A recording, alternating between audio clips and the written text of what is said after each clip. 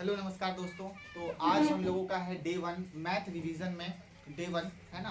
और हम लोग आज जो है ऑब्जेक्टिव हल करेंगे है ना। ऑब्जेक्टिव हल करना सीखेंगे मैथमेटिक्स का कि कैसे ऑब्जेक्टिव हल करना है। और क्लास 10th के लिए ये इंपॉर्टेंट रहेगा है ना। 2026 में जो एग्ज़ाम होने वाला है आप लोगों का, उसके लिए बहुत इंपॉर्टेंट रहेगा। सारे बच्चों की समस्या रहती है कि वो ऑब्जेक्टिव मैथ में हल नहीं कर पाता है ना। तो आज हम लोग यहाँ पे बहुत आसान हल के साथ जो है वो मैथ का ऑब्जेक्टिव हल करना सीखेंगे। और हम लोग क्वेश्चन बैंक से जो पिछले साल 10 सालों में है ना, 8 सालों में, 5 सालों में जो भी क्वेश्चन एग्जाम में पूछा गया है ना, हम लोग उसी को ऑब्जेक्टिव के रूप में यहाँ पे हल करेंगे। और आप लोगों का क्वेश्चन बैंक देखिए, इसी से हम अभी ऑब्जेक्टिव सारा ऑब्जेक्टिव अभी हल करने का प्रयास करेंगे है ना। तो बीबीडी में ये क्वेश्चन बैंक मिला है। अगर सारे बच्चों के पास ये क्वेश्चन बैंक है तो बहुत अच्छी बात है। और यहाँ पे सारा क्वेश्चन को लिखना मतलब मुश्किल है, इसीलिए आप लोग जितने भी बच्चे हो इससे देखना। मैं क्वेश्चन पढ़ूंगा और सारे क्वेश्चन का आंसर मैं आप लोगों को दूंगा। देखो पोस्ट करो थोड़ा। तो हम लोग इसी से पढ़ने वाले हैं। तो सबसे पहले लेसन 1 है ना, लेसन 1 मैथ का जो है वास्तविक संख्या, उसके जितने सारे ऑब्जेक्टिव हैं धीरे धीरे करके हम लोग सीखेंगे, हल करेंगे है ना। तो यहाँ पे मैं क्वेश्चन पढ़ूंगा और 4 ऑप्शन लिखूंगा। चारों ऑप्शन को कैसे हम लोग हल करेंगे उसी को देखेंगे। चलिए, तो इसमें मैथमेटिक्स में सबसे पहला जो आपका ऑब्जेक्टिव क्वेश्चन है वो क्या है कि किसी पूर्णांक p के लिए, देखिए मैं क्वेश्चन पढ़ना शुरू कर दिया हूँ है ना। एक क्वेश्चन है यहाँ पे, सारे बच्चे ध्यान से देखना। एक क्वेश्चन है, क्वेश्चन में पढ़ता हूँ कि किसी पूर्णांक p के लिए प्रत्येक सम पूर्णांक का रूप क्या होगा। मतलब कोई पूर्णांक है हमारे पास, सारे बच्चे देखना, कोई पूर्णांक है ना, और उस पूर्णांक का नाम क्या है p। उस पूर्णांक का नाम क्या है p। और क्वेश्चन कह रहा है प्रत्येक सम पूर्णांक का रूप क्या होगा है ना। क्वेश्चन कह रहा है प्रत्येक सम पूर्णांक का रूप क्या होगा, रूप क्या होगा है ना। ये क्वेश्चन कह रहा है, ठीक है। और यहाँ पे आपको 4 ऑप्शन दिया है। ऑप्शन नंबर ए में कह रहा है 2p+1 है ना। ऑप्शन नंबर बी में कह रहा है p, और ऑप्शन नंबर सी में कह रहा है p+1, और ऑप्शन नंबर डी में कह रहा है 2p। सारे बच्चे यहाँ पे ध्यान से देखो।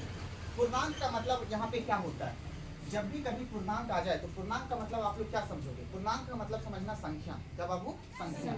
संख्या को ही क्या कहते हैं, पूर्णांक कहते हैं। अब संख्या क्या है, जैसे 1 2 3 4 5 6 7 8, ये सब सभी क्या है बताओ, संख्या। क्या जीरो संख्या है, बिल्कुल जीरो भी क्या है, संख्या है। क्या -1 2 3 4 5 संख्या है, बिल्कुल संख्या है ना।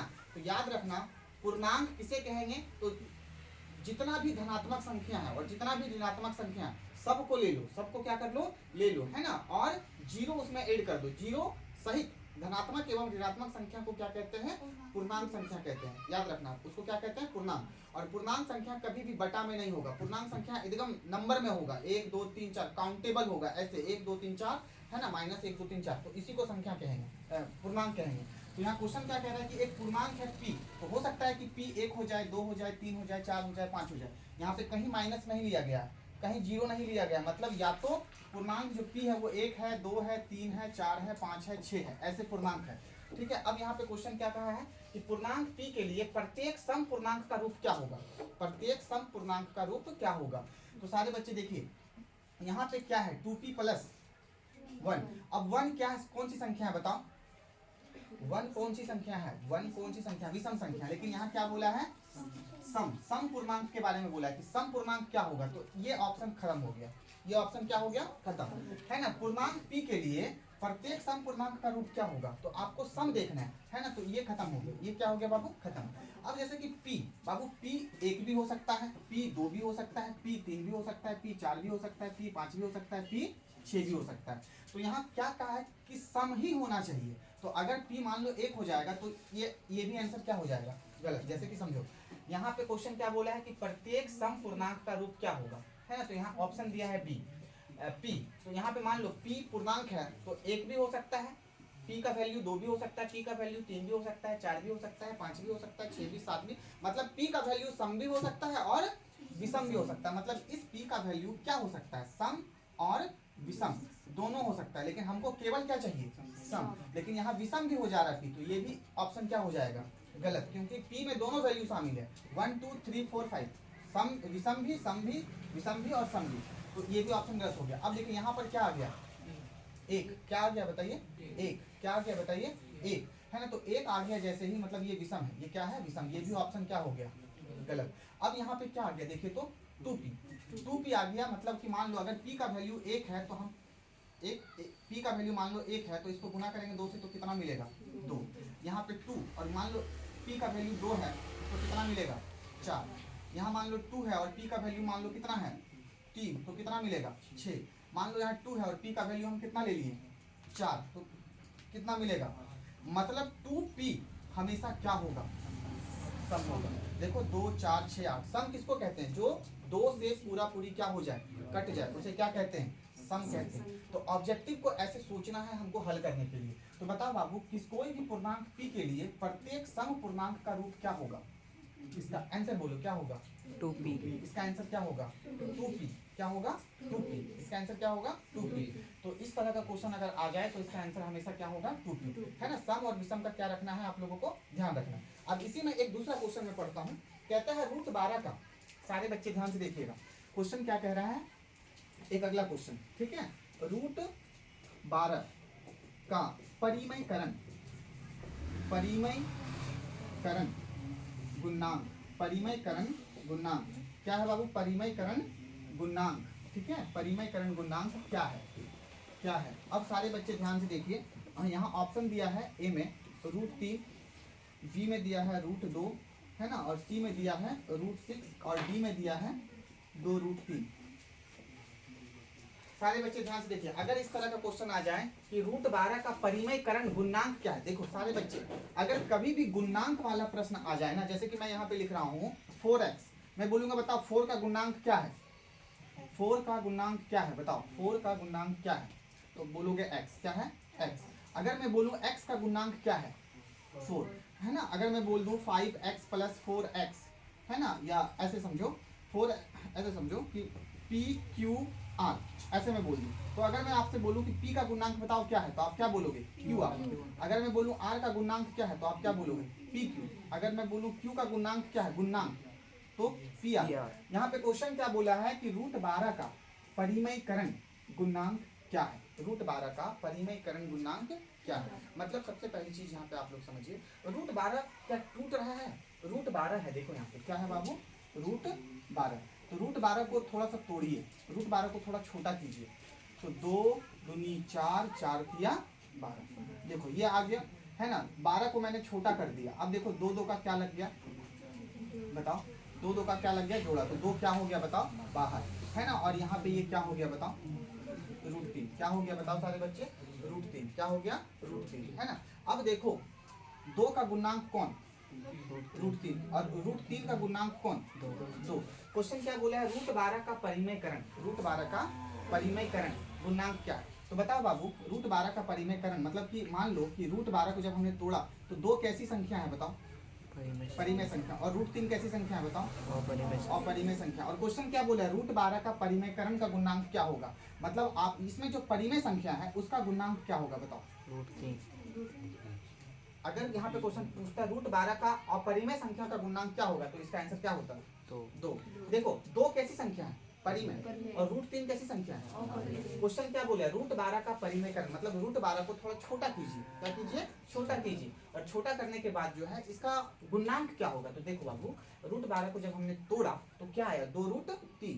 अब इसमें क्वेश्चन कह रहा है कि परिमयकरण गुणांक क्या है, मतलब परिमेय संख्या का गुणांक क्या है। तो 2 परिमेय संख्या होता है और √3 कैसी संख्या होती है अपरिमेय।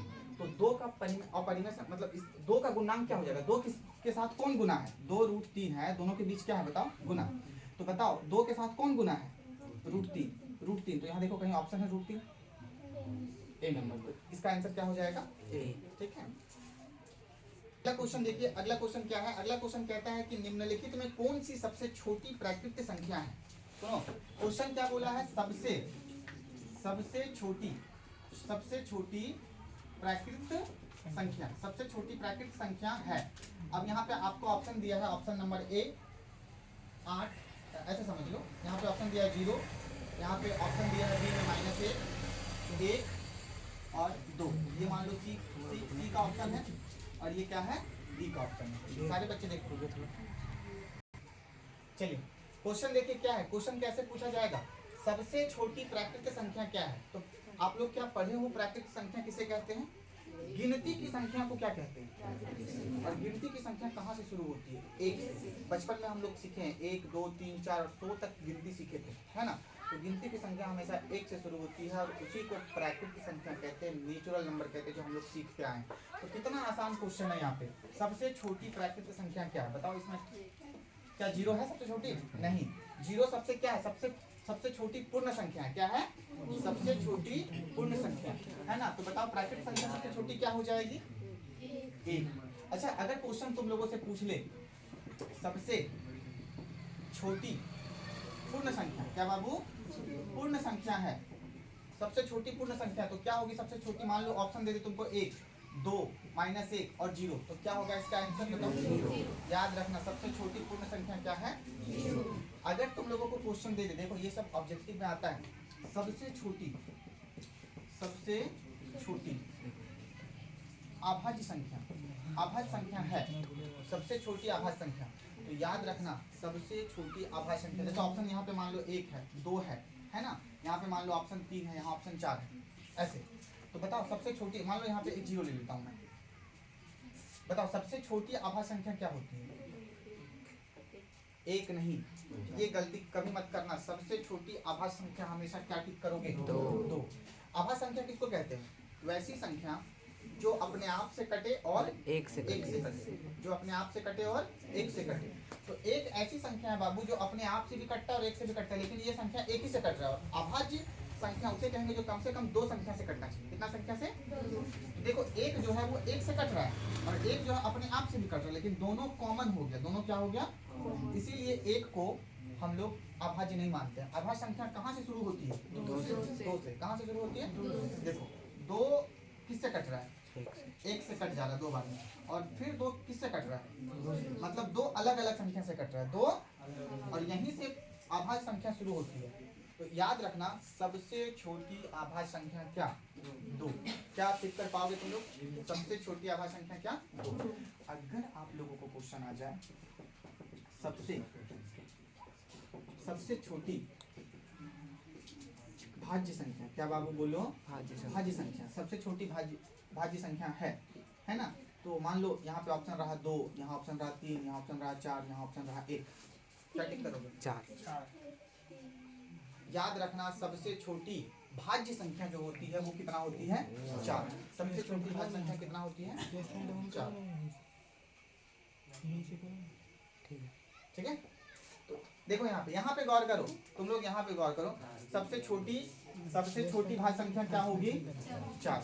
सबसे छोटी भाज्य संख्या 4। देखो अभी समझो कैसे क्वेश्चन पूछा जा सकता है। अगर क्वेश्चन पूछ लिया जाए सबसे छोटी विषम संख्या, सबसे छोटी विषम संख्या बताओ, सबसे छोटी विषम संख्या क्या होगी? तुम लोग बताओ। यहाँ पे ऑप्शन मान लो 0 1 2 -1। सबसे छोटी विषम संख्या किसको कहते हैं पता है? वैसी संख्या जो 2 से नहीं कटता, जो 2 के पहाड़ा में नहीं आता।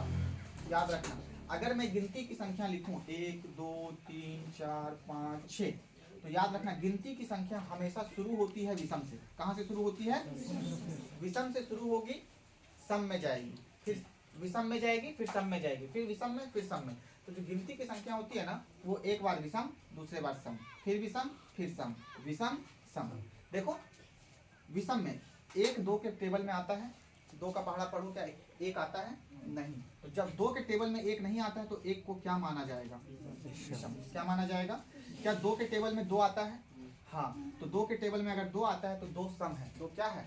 सम। और सम संख्या की शुरुआत कहाँ से हो रही है? 2 से। तो इसी को सबसे छोटी सम संख्या मानी जाएगी। क्या मानी जाएगी? इसी को सबसे छोटी सम। लेकिन विषम संख्या की शुरुआत कहाँ से हो रही है? 1 से। तो सबसे छोटी विषम संख्या क्या मानी जाएगी?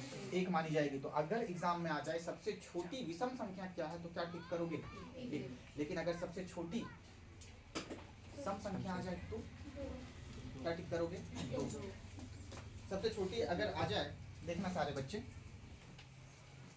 अगर एग्जाम में आ जाए सबसे छोटी सम संख्या है, मान लो ऑप्शन तुम्हारा रहे 4 2 1 0, 2 बोलो 2 2, क्या तुम लोगों को समझ आ रहा है? तो इस पर अक्सर क्या पूछा जाता है क्वेश्चन, ठीक है।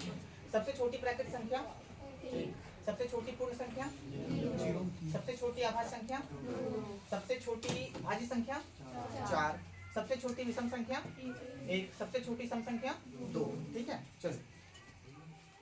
चलिए तो देखिए फिर से ऑब्जेक्टिव की ओर हम बढ़ते हैं और यहाँ पे देखिए फिर से एक क्वेश्चन आप लोगों से पूछा जाएगा कि यूक्लिड विभाजन हमें क्या देता है, यूक्लिड विभाजन हमें क्या देता है। सारे बच्चे ध्यान से सुनो, ऑब्जेक्टिव आ सकता है। देखो यहाँ पे क्वेश्चन पूछा भी गया है कि यूक्लिड विभाजन एल्गोरिथम दो धनात्मक पूर्णांकों के निम्न में किसे परिकलित करने की एक तकनीक है। मतलब यूक्लिड विभाजन से हमें क्या मिलता है, यूक्लिड विभाजन का हम प्रयोग क्यों करते हैं, क्या प्राप्त करने के लिए। तो यूक्लिड विभाजन हमेशा दो संख्या पर लागू होती है। कितने संख्या पर? दो संख्या दे दिया जाएगा और आपसे क्या कहा जाएगा, यूक्लिड विभाजन से क्या निकालिए, एचसीएफ। क्या आपको कभी भागफल निकालने बोला जाता है, शेषफल निकालने बोला जाता है, भाजक निकालने बोला जाता है? नहीं। याद रखना, क्या लोसो निकालने बोला जाता है? नहीं। यूक्लिड विभाजन हमेशा किस लिए आया है बताओ? मोसो निकालने के लिए, एचसीएफ निकालने के लिए। एग्जाम में पूछा जा सकता है कि यूक्लिड विभाजन एक तकनीक है किस चीज को निकालने का, एचसीएफ निकालने का। देखो तुम्हारे एग्जाम में पूछा भी गया है क्वेश्चन, ठीक है। तो क्या आप लोग इसको अच्छे से कर पाओगे? ठीक। तो बाबू सुनो, एक क्वेश्चन है कि यूक्लिड विभाजन एक तकनीक है, एक मेथड है, एक तकनीक है, सॉरी एक तकनीक है। तकनीक है किस चीज के लिए? याद रखना, आपसे एग्जाम में पूछ लिया जाएगा शेषफल के लिए, ऑप्शन बी आपसे पूछ लिया जाएगा भागफल के लिए, आपसे पूछ लिया जाएगा एलसीएम के लिए, एलसीएम यानी लोसो, या आपसे ऑप्शन में पूछ लिया जाएगा एचसीएफ मोसो के लिए। तो क्या टिक करोगे आप लोग? याद रखना, आज सुबह ही बताया हूँ, क्या बताया कि यूक्लिड विभाजन से हमेशा क्या निकलेगा, क्या निकलेगा, क्या निकलेगा, एचसीएफ। याद रखना। अच्छा एग्जाम में अगर पूछ लिया जाए अभाज्य गुणनखंड किस चीज को निकालने का टेक्निक है, लोसो, मोसो, इनमें से दोनों, इनमें से कोई नहीं, इनमें से दोनों। याद रखना, अभाज्य गुणनखंड से हम एलसीएम भी निकालते हैं और एचसीएफ भी निकालते हैं। तो अभाज्य गुणनखंड एक तकनीक है किस चीज को निकालने का, एलसीएम और एचसीएफ, लोसो और मोसो दोनों, ठीक है। तो इस चीज को आप लोग याद रखना। चलिए एक क्वेश्चन है, सारे बच्चे ध्यान से सुनना। कहा है कि एक अशून्य परिमेय, सारे बच्चे ध्यान से सुनना, एक अशून्य परिमेय, एक अशून्य परिमेय और एक अपरिमेय संख्या को जब तुम गुना करोगे तो तुमको क्या मिलेगा, यही बोला है। सारे बच्चे ध्यान से सुनो, एक अशून्य परिमेय और एक अपरिमेय संख्या को जब तुम गुना करोगे, गुणनफल करोगे तो तुमको क्या मिलेगा। ऑप्शन नंबर ए में दिया है हमेशा परिमेय, ऑप्शन नंबर बी में दिया है हमेशा अपरिमेय, हमेशा अपरिमेय, हमेशा क्या बाबू, हमेशा क्या, अपरिमेय। और ऑप्शन नंबर सी में दिया है कोई एक, और ऑप्शन नंबर डी में दिया है, ऐसे देख लो, ऑप्शन नंबर सी में क्या दिया है, ऑप्शन नंबर सी में दिया है यहाँ पे, ऐसे समझो, हमेशा परिमेय, हमेशा अपरिमेय। मान लो यहाँ पे दिया जाएगा तुमको हमेशा सम, हमेशा क्या, सम, या फिर इसमें से दिया जाएगा परिमेय और अपरिमेय। सारे बच्चे गौर से सुनो, ये क्वेश्चन कब पूछा गया है ना, तो 2021 में पूछा गया, ये एग्जाम में आया है 2021 में। एक अशून्य परिमेय और एक अपरिमेय संख्या को जब हम गुना करेंगे तो हमें क्या मिलेगा। सारे बच्चे गौर से सुनो, यहाँ पे अशून्य परिमेय का क्या मतलब है, इससे तुम घबराना मत। अशून्य का मतलब होता है जो शून्य नहीं है, जो शून्य, और वो है क्या, परिमेय। मतलब एक परिमेय संख्या को और एक अपरिमेय संख्या को तुम हमेशा गुना करो तो तुमको क्या मिलेगा। ध्यान से देखो बाबू, तो जो शून्य नहीं होगा, अशून्य का मतलब शून्य नहीं है, तो शून्य नहीं है तो क्या होगा बताओ, 1 2 3 -1 -2 1/2 1/5 5/3 22/7, कुछ भी हो सकता है। तो आपको एक ले लेना है परिमेय संख्या, अशून्य से घबराइएगा नहीं। अशून्य का मतलब जीरो नहीं, जीरो नहीं, तो जीरो नहीं तो 1 2 3 4 5 6 5/2 5/3 कोई कुछ भी। तो मान लो एक जो है परिमेय संख्या और एक ले लो अपरिमेय संख्या। अपरिमेय संख्या क्या होता है, तो एक को √2 से गुना करोगे तो क्या होगा। मान लो एक परिमेय संख्या तुम ले लो 5 और एक अपरिमेय संख्या ले लो तुम √3, तो तुम 5 को √3 से गुना करोगे तो तुमको क्या मिलेगा? 5√3। मान लो एक परिमेय संख्या तुम ले लो 1/3 और एक अपरिमेय संख्या तुम ले लो मान लो √10। क्या ले लो? तो देखो इसको जब तुम गुना करोगे तो 1 को √10 से गुना करोगे कितना होगा? √10 बटा कितना? 3। सारे बच्चे ध्यान से सुनो, अगर एग्जाम में कभी भी आ जाए कि तुम परिमेय संख्या को गुना करो, किसको गुना करो? परिमेय संख्या को, और एक अपरिमेय संख्या को गुना करो, तो याद रखना बाबू, देखो इधर जो भी मैं लिखा हूँ सब परिमेय संख्या है और इधर जो भी मैं लिखा हूँ सब अपरिमेय संख्या है। और परिमेय संख्या और अपरिमेय संख्या का जो गुणनफल है, गुणनफल गुना जब भी करोगे ना तुमको हमेशा क्या मिलेगा? अपरिमेय संख्या। हमेशा क्या मिलेगा बताओ? अपरिमेय। देखो √2 भी अपरिमेय, 5√3 भी क्या है? अपरिमेय, और √10/3 भी क्या है? अपरिमेय। तो हमेशा क्या मिलेगा? अपरिमेय। क्या मिलेगा? तो देखो यहाँ पे क्वेश्चन को थोड़ा घुमा दिया था। क्वेश्चन को क्या कहा था? अशून्य। घबराना नहीं है, अशून्य का मतलब शून्य नहीं, शून्य नहीं तो क्या होगा? अरे शून्य नहीं, 0 नहीं तो संख्या ही होगा ना, 1 2 3 4 5 6। अब तुम ये परिमेय है और ये क्या है? देखो ना, एक अशून्य परिमेय गुना करना है किससे? अपरिमेय संख्या से। जब तुम गुना करोगे तो तुमको हमेशा क्या मिलेगा? अपरिमेय। तो याद रखना परिमेय, एक नोट तुम लोग लिख लेना। नोट क्या लिखोगे? परिमेय को जब हम किससे गुना करेंगे? अपरिमेय से, तो आपको हमेशा क्या मिलेगा? हमेशा अपरिमेय मिलेगा। इस बात को आप लोग हमेशा याद रखें, है ना। और यदि तुम मान लो परिमेय को गुना करोगे किससे? परिमेय से, तो बताओ क्या मिलेगा? क्या मिलेगा? परिमेय को परिमेय से गुना करोगे तो याद रखना हमेशा क्या मिलेगा? हमेशा परिमेय मिलेगा। क्या मिलेगा? परिमेय। इसको तुम लोग नोट कर लेना, ठीक है। और मान लो कि तुम्हारे पास एक अपरिमेय संख्या है। क्या है बाबू? अपरिमेय। और अपरिमेय को तुम यदि अपरिमेय से गुना किए तो तुमको क्या मिलेगा? इसको समझो थोड़ा। अपरिमेय को अपरिमेय से गुना किए तो तुमको क्या मिलेगा?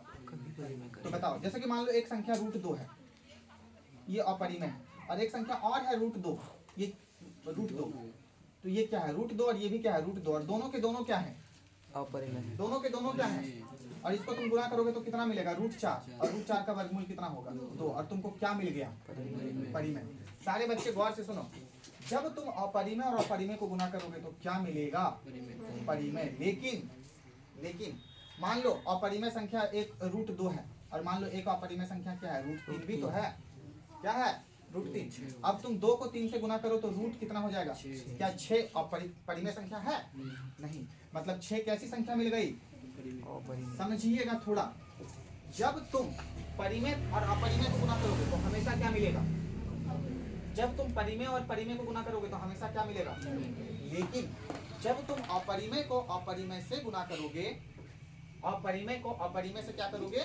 गुना करोगे, तो तुमको परिमेय भी मिल सकता है और अपरिमेय भी मिल सकता है, अपरिमेय भी मिल सकता है। मतलब इसका आंसर क्या हो जाएगा बताओ? दोनों, परिमेय और अपरिमेय। चलिए, तो इसको आप लोग थोड़ा सा जल्दी से क्या कर लीजिए? नोट कर लीजिए, ठीक है। चलिए देखिए, एक अगला क्वेश्चन है ऑब्जेक्टिव के लिए ही है। देखिए यहाँ पे क्वेश्चन पूछा है कि 45 और 60 ऐसे आप लोगों को दे देगा, बोलेगा कि 45 और 60 का एचसीएफ है। एचसीएफ है मतलब एचसीएफ क्या है, और आपको ऑप्शन दे देगा। यहाँ पे एक ऑप्शन है 45, एक ऑप्शन है मान लो यहाँ पे बी में आपको ऑप्शन दे देगा। क्या दिया है ऑप्शन? 3 है ना, सी में ऑप्शन है 1 और डी में ऑप्शन है 15। क्या है? 15। अब देखो सारे बच्चे, सबको एचसीएफ निकालना आता है ना? एचसीएफ निकाल के तो इसका आंसर आप लोग आराम से दे दोगे। लेकिन अगर एकदम तुरंत मिनटों में नहीं सेकंडों में आंसर देना है तो कैसे दोगे? सारे बच्चे देखो कि 45 और 60 किस टेबल में आता है? क्या 45 के टेबल में 45 और 60 दोनों आता है? तो 45 के टेबल में केवल 45 आता है, 60 नहीं आता, ये आंसर नहीं होगा। क्या 3 के पहाड़ा में 45 आता है? बोलोगे हाँ आता है। लेकिन क्या 3 के पहाड़ा में 60 आता है? अब बोलोगे हाँ आता है, लेकिन ये सबसे छोटी है। एचसीएफ का मतलब क्या होता है? Highest common factor. एचसीएफ का मतलब क्या होता है? Highest common factor. Highest common factor का मतलब होता है सबसे बड़ी संख्या को चुनना है, वह सबसे बड़ी संख्या जिसमें दोनों आ रहा हो। जैसे 3 में 45 आ रहा है लेकिन 15 आ रहा है, लेकिन अगर मैं बात करूं 15 की तो 15 में भी क्या आ रहा है बताओ? 45। 15 के टेबल में 45 आ रहा है और 15 के टेबल में क्या आ रहा है? 60। तो 3 में भी आ रहा है लेकिन 3 छोटा है, लोवेस्ट है, लेकिन यहाँ पे 15 सबसे क्या है? हाईएस्ट है ना। तो आपको क्या चुनना है? हाईएस्ट कॉमन फैक्टर चुनना है। एचसीएफ का मतलब ही होता है हाईएस्ट कॉमन फैक्टर। तो 45 तो नहीं होगा, 3 भी नहीं होगा, एक के पहाड़ा में 45 आता है, एक के पहाड़ा में 60 भी आता है, लेकिन एक आंसर नहीं होगा। एचसीएफ का मतलब क्या होता है कि दोनों में आना चाहिए, लेकिन वो हाईएस्ट होना चाहिए। तो इसमें देखो सबसे हाईएस्ट कौन है जो जिससे दोनों कट रहा है, 15। तो इसका आंसर डायरेक्ट क्या टिक करोगे, 15 डायरेक्ट टिक करोगे, ठीक है। मान लो एक क्वेश्चन तुमको और दे दिया जाए 75, और आपको यहाँ पे दे दिया जाए 50, क्या दे दिया जाए 50, और कहा जाए कि इसका एचसीएफ बताओ। यहाँ पे ऑप्शन दे दिया क्या 5 है ना, यहाँ पे ऑप्शन दे दिया क्या 15, यहाँ पे ऑप्शन दे दिया आपको मान लो 50, और यहाँ पे आपको ऑप्शन दे दिया मान लो 25। क्या टिक करोगे 25। देखो बाबू 5 के पहाड़ा में 75 आ रहा है और 5 के पहाड़ा में 50 भी आ रहा है, लेकिन देखो अब 15 के पहाड़ा में 75 आ रहा है, लेकिन 15 के पहाड़ा में 50, ये तो ऑप्शन होगा नहीं। दोनों के पहाड़ा में आना चाहिए, इस पहाड़ा में दोनों आना चाहिए टेबल में। 50 के पहाड़ा में 50 के टेबल में 50 तो आ रहा है, लेकिन 75 आ रहा है क्या, ये तो ऑप्शन गलत हो गया। लेकिन 25 के टेबल में 75 भी आ रहा है और 5 के टेबल में भी दोनों आ रहा है, तो किसको आंसर माने हम 25 को। क्यों 25 को मानेंगे, क्योंकि एचसीएफ का मतलब ही होता है हाईएस्ट कॉमन फैक्टर। हाईएस्ट कौन सी संख्या है, 25 है, जिसके टेबल में 75 भी आ रहा है, क्या आ रहा है बताओ 50 आ रहा है, तो इसका आंसर क्या टिक करोगे 25। तो इस तरह का अगर एचसीएफ निकालने के लिए क्वेश्चन आ जाए तो आप लोग हमेशा यहाँ पे ये टिक करोगे। चलिए देखिए अगला क्वेश्चन क्या है, देखो बहुत इंपॉर्टेंट, सारे बच्चे ध्यान से देखो। कहता है कि किसी धनात्मक पूर्णांक क्यू, बाबू हमारे पास देखो एक क्वेश्चन है, कह रहा है कि एक धनात्मक पूर्णांक है, क्या है, और उस धनात्मक पूर्णांक है क्या क्यू, क्या है बाबू क्यू। कहता है इसके लिए प्रत्येक धनात्मक विषम पूर्णांक क्या होगा, इस धनात्मक पूर्णांक के लिए विषम पूर्णांक क्या होगा, विषम पूर्णांक क्या होगा, है ना। कभी कभी आपसे पूछ सकता है सम पूर्णांक क्या होगा,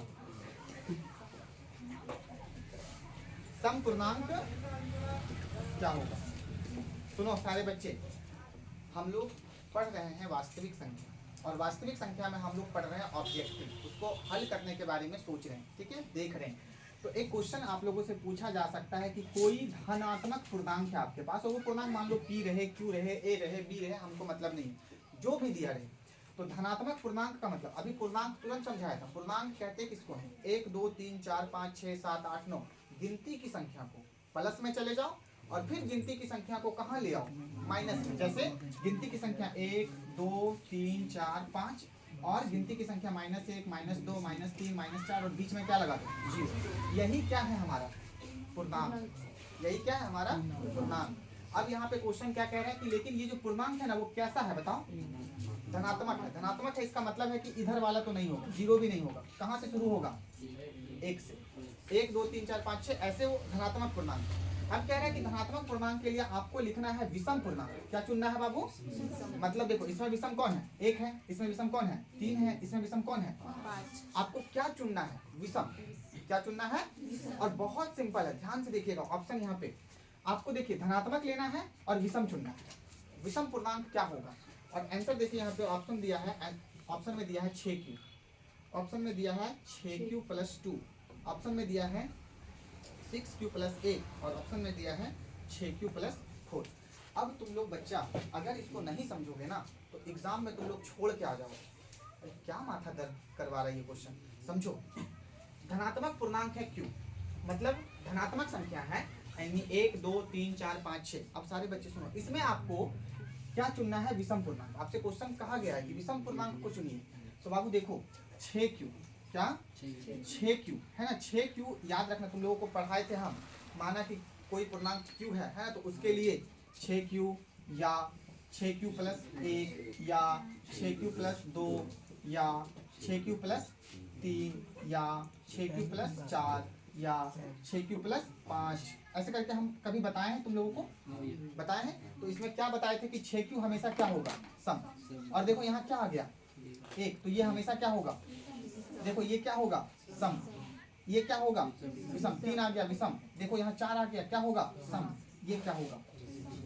अब तुम लोग मुझे बताओ कि इसमें विषम संख्या कौन है, विषम पूर्णांक कौन है, C number, option C, option सी।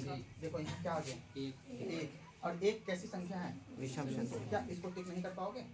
अगर ऑप्शन आप लोगों को दे दे कि आपको सम पूर्णांक चुनना है। क्या चुनना है बाबू? सम पूर्णांक। और आपको देखिएगा यहाँ पे आपको ऑप्शन दे दे सम पूर्णांक चुनना है। क्या चुनना है?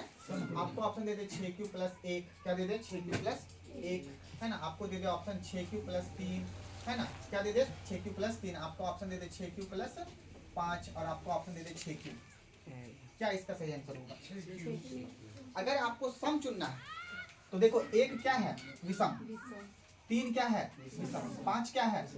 लेकिन 6q हमेशा क्या होगा? सम। 2 से ये कट जा रहा है, 6q 2 से क्या हो जा रहा है? कट जा रहा है, लेकिन ये नहीं कटेगा। तो इस प्रकार से अगर सम पूर्णांक चुनने के लिए बोले तो याद रखना, और विषम पूर्णांक चुनने के लिए बोले तो याद रखना। ठीक है, तो कुछ समझ आ रहा है तुम लोगों को कैसे हम लोग इसको हल करेंगे? ठीक है, तो एक बार देख लीजिए अच्छे से इसको।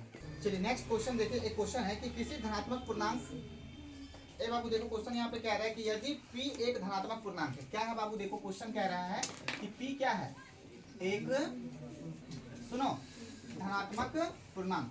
घबराना नहीं, p अगर एक धनात्मक पूर्णांक है तो वो क्या होगा? 1 2 3 4 5 6, यही सब होगा। और इसमें 1 क्या होगा? विषम। और 2 क्या होगा? सम। 3 क्या होगा? विषम। और 4 क्या होगा? सम। तो इसी तरह का क्वेश्चन पूछा जाएगा कि p अगर एक धनात्मक पूर्णांक है तो क्वेश्चन यहाँ पे क्या पूछा गया कि p एक धनात्मक पूर्णांक है तो धनात्मक सम पूर्णांक का रूप क्या होगा? धनात्मक सम पूर्णांक का रूप क्या होगा? और ऑप्शन देखो यहाँ पे दिया है 2p, p + 1, p + 1, फिर दिया है p, और यहाँ पे फिर दिया है 2p + 1, 2p + 1। बाबू बताओ इसमें कौन सा आंसर सही होगा? क्वेश्चन क्या पूछा है? क्वेश्चन पूछा है कि p एक धनात्मक पूर्णांक है तो आपको बताना है सम पूर्णांक, सम धनात्मक पूर्णांक, सम धनात्मक पूर्णांक चुनना है। मतलब आपको इसमें चुनना क्या है? सम को चुनना है। किसको चुनना है? तो सबसे पहले जो विषम है उसको क्या करेंगे? कटाएंगे। तो देखो बाबू यहाँ 1 है, ये तुरंत क्या हो जाएगा? यहाँ 1 है, ये तुरंत क्या हो जाएगा? अब ये दोनों ऑप्शन में एक ऑप्शन होगा। बाबू देखो p क्या है? 1, तो p देखो 1 भी हो सकता है, 2 भी हो सकता है, 3 भी हो सकता है, 4 भी हो सकता है, 5 भी हो सकता है। मतलब ये जो p है वो क्या बन सकता है? सम भी और विषम भी। लेकिन हमको चुनना क्या है? केवल और केवल सम। क्या चुनना है? तो ये भी ऑप्शन क्या हो गया? और देखो यहाँ पे जो 2p है वो आपका क्या हो गया? सही आंसर है ना। क्या हो गया? Right answer. यानी सम धनात्मक पूर्णांक आपको चुनना था, p एक धनात्मक पूर्णांक था, आपको सम धनात्मक पूर्णांक चुनना था। और इसका आंसर क्या हो जाएगा बताओ? कितने बच्चों को ये बातें समझ में आ गई? आप लोगों को आई कुछ? तो जब मान लो एक क्वेश्चन तुम लोगों को दे दे कि a कोई धनात्मक पूर्णांक है। क्या है बाबू? a कोई धनात्मक पूर्णांक है, तो आपको यहाँ पे चुनने के लिए बोले तो आप चुनिए 2a। मान लो यहाँ 2a + 1, 2a + 5, 2a + 9, है ना। ऐसे समझो सारे बच्चे यहाँ पे ध्यान से सुनो। आपको इसमें चुनने बोले कि बताइए इसमें यहाँ पे दे दे 2q + 6, ऐसे 2q + 2a + 4, ऐसे दे दे, है ना। आपको चुनने के लिए बोली, इसमें चुनने के लिए बोले आपको सम पूर्णांक 2a + 4। आपको चुनने के लिए बोले विषम पूर्णांक। तो विषम देखिए 1 भी है, 5 भी है और 9 भी है। तो ये सब के सब विषम है और ये क्या है? समझ में बात आ रही है? क्या अगर एग्जाम में क्वेश्चन आ जाए तो आप लोग टिक करोगे? 1 नंबर चुरा लोगे बिहार बोर्ड से? चुरा लोगे? हंस के चुराना, ठीक है। चलिए देखिए, एक ऑब्जेक्टिव का कॉन्सेप्ट है जिससे हर साल एग्जाम में क्वेश्चन पूछा जा रहा है। देखिए कॉन्सेप्ट क्या है, ध्यान से देखिएगा, और आपको सिर्फ वैल्यू पुट करना है और उसका आंसर आपको ले आना है। क्वेश्चन देखिए ऐसे पूछा जाता है कि यदि भाग एल्गोरिथम, क्या है बाबू? यदि भाग एल्गोरिथम, है ना, ऐसे एल्गोरिथम, ठीक है, भाग एल्गोरिथम, और आपको दे दिया है a = bq + r। क्या दे दिया है? a = bq + r में, ठीक है। ऐसे सुनो सारे बच्चे, क्वेश्चन ऑब्जेक्टिव में कैसे पूछा जाएगा? क्वेश्चन पूछा जाएगा कि यदि भाग एल्गोरिथम a = bq + r में, कल आज सुबह ही बताया था, है ना, न्यूक्लियर विभाजन, ठीक है। और यहाँ पे आपको दे दिया है, यहाँ पे आपको दे दिया है a = 72, कितना? q = 8 और r = 0 दे दिया है। तो b का मान, है ना, b का मान। और आपसे यहाँ पे ऑप्शन दे दिया है 9 8 7 4। सारे बच्चे गौर से देखिए, सारे बच्चे गौर से देखिए, यदि भाग एल्गोरिथम ए बराबर बी क्यू प्लस आर में ए बराबर 72, क्यू बराबर 8, आर बराबर 0, तो आपसे क्या पूछ रहा है? बी का मान। देखो बाबू, इसमें कितना दिख रहा है आपको? 1 ठो, 2 ठो, 3 ठो और 4 ठो चीज दिख रहा है, और इसमें से 3 का वैल्यू मालूम है। 3 का वैल्यू, चौथा का वैल्यू आपको हमेशा निकालने के लिए बोलेगा। चौथा में जैसे कभी ए का वैल्यू निकालने बोले, कभी क्यू का, कभी आर का, कभी बी का। तो देखो कैसे निकालोगे। सबसे पहले उसको लिखोगे अपनी कॉपी में, ए बराबर बी क्यू प्लस आर, है ना। ए कितना है देखो तो 72, बराबर बी कितना है? बी पता नहीं है ना, सुनो, बी पता है क्या? नहीं, तो बी की जगह पे क्या लिखोगे? बी। दोनों के बीच क्या है? गुना। क्यू कितना है? 8 प्लस आर कितना है? 0। सारे बच्चे ध्यान से सुनो, यहाँ पे 72 है और बी को 8 से गुना करो, 0 को जोड़ दो तो 0 अपने आप क्या हो जाता है? खत्म। 0 को नहीं लिखेंगे, मतलब 72 है यहाँ, क्या है? और 72 किसके बराबर है? बी गुना 8 के, बी गुना 8 के। अब यहाँ तो 8 है, लेकिन बी की जगह पे ऐसा हम क्या रखें कि 8 से गुना करें तो क्या हो जाए? बताओ। तो यहाँ पे रखेंगे 9, 9 अठी, 9 अठी, मतलब बी का वैल्यू क्या हो गया? बी का वैल्यू क्या हो गया? 9। इसका आंसर तुम क्या टिक करोगे? 9। इसका आंसर तुम क्या टिक करोगे? 9। इसी पर मैं एक क्वेश्चन और लेता हूँ, जैसे कि आपको रहे कि ए बराबर बी क्यू प्लस आर, क्या रहे? ए बराबर बी क्यू प्लस आर। और एक क्वेश्चन और दिया है कि आपको दिया है यहाँ पे बी बराबर 43। सारे बच्चे देखना, बी बराबर कितना दिया है? 43, है ना। क्यू बराबर दिया है 21 और आर बराबर दिया है 32। कितना दिया है? आर बराबर 32। और आपको क्या निकालने के लिए बोल रहा है? ए का मान। सारे बच्चे गौर से सुनिए, एक एग्जाम में क्वेश्चन पूछा गया है कि ए बराबर बी क्यू प्लस आर, ए बराबर बी क्यू प्लस आर, है ना। तो यहाँ पे आपको दे दिया है कि बी कितना है? 43, क्यू कितना है? 31 और आर कितना है? 32। आपको क्या निकालना है? ए का मान। तो बाबू तीनों का वैल्यू पुट कीजिए इसमें, देखो तो क्या है? ए बराबर बी क्यू प्लस आर। बाबू आपको निकालना है क्या? ए को रहने दो, बराबर बी कितना है? 43। बी कितना है? 43। दोनों के बीच क्या होता है बताओ? गुना। क्यू का वैल्यू कितना है? 31। यहाँ लिख दो 31 प्लस आर का वैल्यू कितना है? 32। बस ए बराबर, देखो सबसे पहले गुना का काम होगा, बोर्ड मास का नियम। सबसे पहले किसका काम होगा? गुना। 43 को 31 से क्या करो? गुना।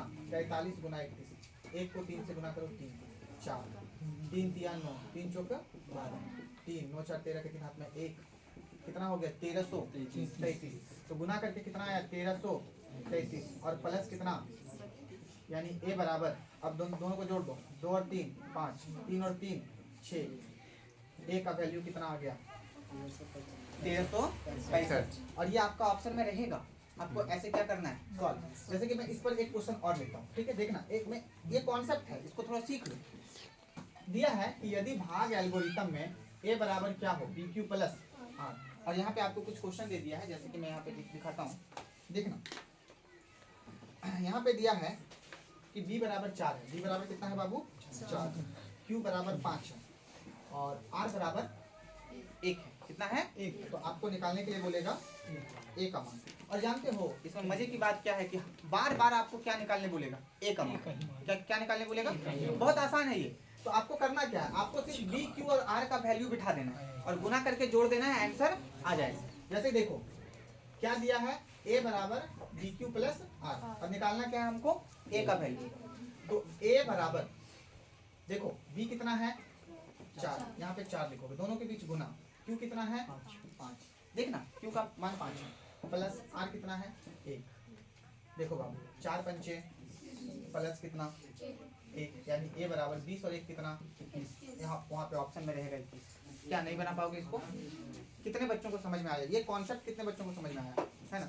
अगर मैं आपसे बोलूँ एक क्वेश्चन तुम लोग बना के मुझे बताओ, एक क्वेश्चन तुम लोग मुझे बना के बताओ, तो कैसे बनाओगे? चलो एक क्वेश्चन मैं यहाँ दे रहा हूँ, एक क्वेश्चन मैं इधर दे रहा हूँ। देखो सारे बच्चे देखना, ए बराबर बी क्यू प्लस आर है, ठीक है। और यहाँ पे दिया है बी बराबर 73,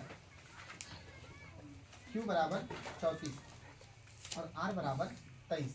तो आपको निकालना है क्या? ए का वैल्यू। क्या करोगे? यहाँ पे देख लो थोड़ा, क्या करोगे?